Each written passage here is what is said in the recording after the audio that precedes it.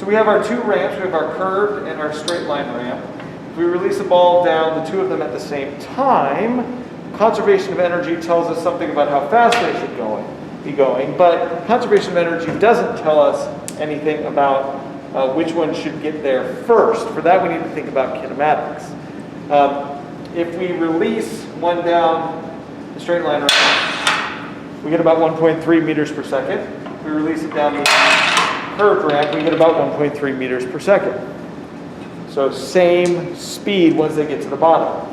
The other question is, which one will get to the bottom first? And there's kind of two ways to look at that, to watch when they leave this, but also watch as they travel across the ground together. One will be out in the lead, and because they're traveling the same speed at the bottom, it should stay ahead. So you can watch that if I release in 3, 2, 1. I don't know if you could tell which one was ahead. We'll do that again. Releasing in 3, 2, 1.